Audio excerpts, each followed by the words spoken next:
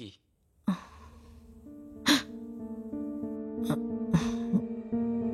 তুমি এ ঘরে? আমার এই ঘরে ঢোকা নিষেধ বুঝি?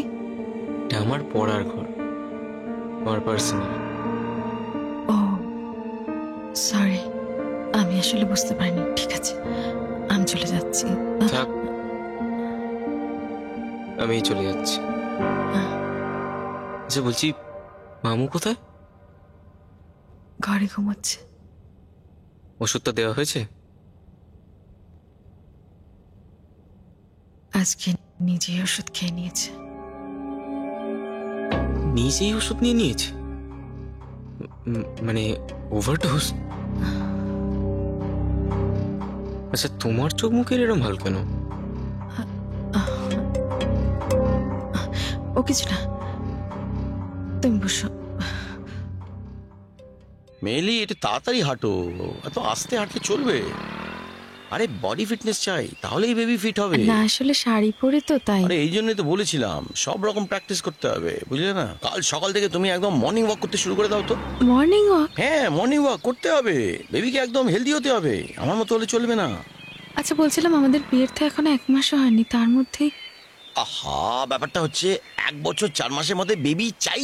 কিন্তু 1 বছর 4 মাস কেন? ও তুমি অত শত বুঝবে না, শুধু এটুকু মাথায় রাখবে যে বিবাহ বার্ষিকীর 1 বছর পুরো হওয়ার আগে যেন বেবিটা হয়ে যায়, তাহলেই শান্তি, নইলে কেলেঙ্কারি হয়ে যাবে। ও তুমি ছাড়ো, বাদ দাও, অনেক কিছু দেখার আছে। চলো অন্য প্রপার্টি গুলো দেখবে, চলো চলো, এসো এসো, তাড়াতাড়ি হাঁটো, পা চালাও।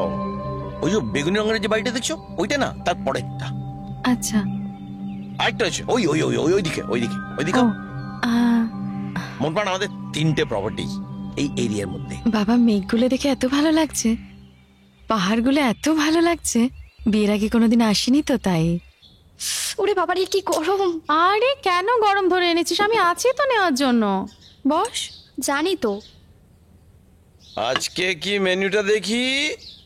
আলুর দম আর হাতে করা রুটি, বাহ।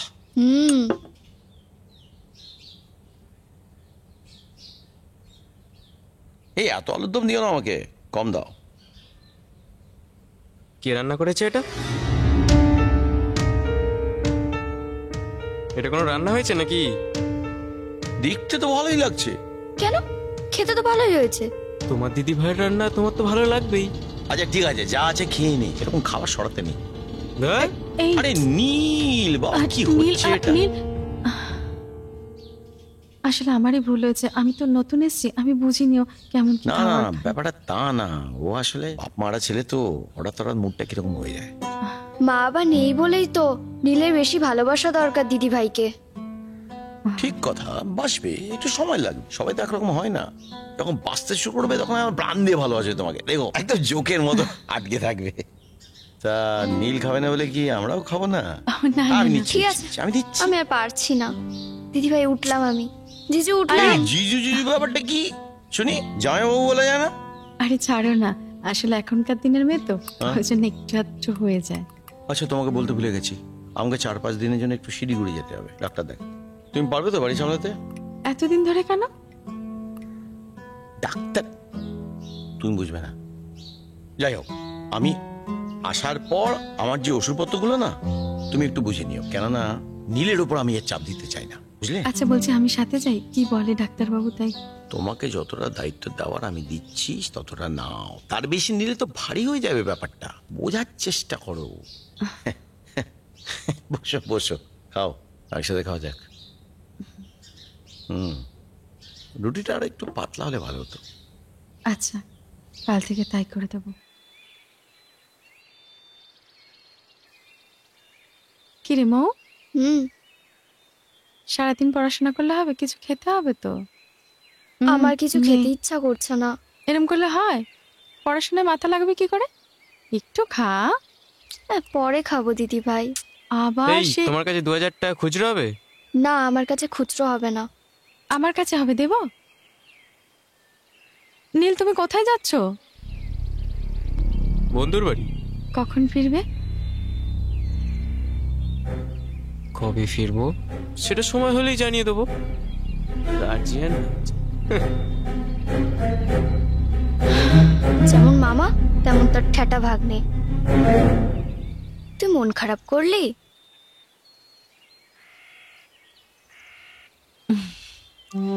সব কিছু অ্যাডজাস্ট হয়ে যাবে, একটু সময় লাগবে, নতুন নতুন তো। তবে হ্যাঁ, তোকে বিদেশে আমি পাঠাবো।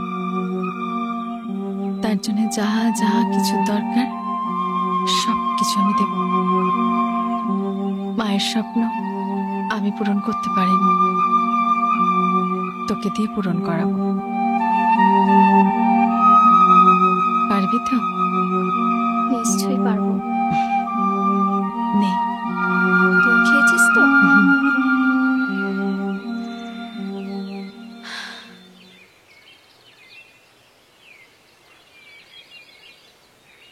বউ, আমি একটু বেরোচ্ছি। হ্যাঁ? আচ্ছা ঠিক আছে, সাবধানে যাস। ঠিক আছে।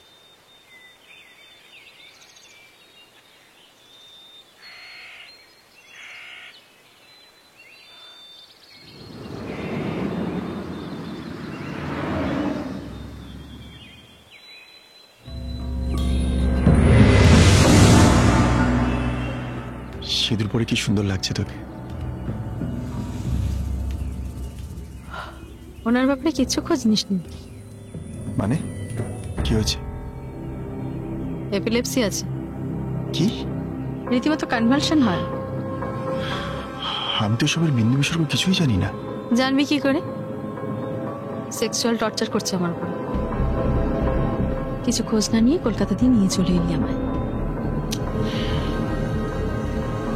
আরে আমি ওর প্রপার্টি রিলেটেড বিষয় নিয়ে এত ব্যস্ত হয়ে পড়েছিলাম যে। সে ঠিক আছে, এর মধ্যে একদিন আমায় নিয়ে বেরিয়েছিল। আচ্ছা, কয়েকটা বাড়ি দেখিয়েছে, চা বাগান, কিছু প্রপার্টি, আর ওরকম একটা ভাগ্নে আছে বলিসনি তো? হ্যাঁ নীল বলেছিলাম তো।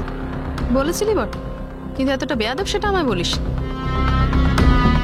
সে তো একদম মামু অন্ত প্রাণ, মামুর ওষুধপত্র সব রেখে দিয়েছে। আমাকে তো সে সহ্যই করতে পারছে না। ও প্রথম তো, পরে সব ঠিক হয়ে যাবে। হ্যাঁ, প্রথম এখন ওটাকে কি করে গ্রিপে নেব সেটাই ভাবছি। বাচ্চা ছেলে, দুদিন যেতে সব ঠিক হয়ে বাচ্চা যাবে। নয়, 16 বছর বয়স, বয়স সন্ধিকাল, সবচেয়ে টাফ টাইম। মেলি, বলছি তোর উপর কি উনি খুব অত্যাচার করছেন? দেখ, তুই আমাকে বিশ্বাস কর, এই আমি কি ন্যাকামো করিস না তো? করছে তো, অত বড় প্রপার্টির জন্য এইটুকু তো সহ্য করতেই হবে। ওই বাবারি, মলম লাগানোর জন্য তুই তো ব্যস্ত। আরে আমি আবার এসব কখন বললাম বল? ন্যাকামো ছাড় তো, আজকে ওয়েদার ভালো নেই। তাছাড়া নীলকে আমার কোনো ভরসা নেই, যখন তখন বাড়িতে আসলে চাপ হয়ে যাবে। এলাম।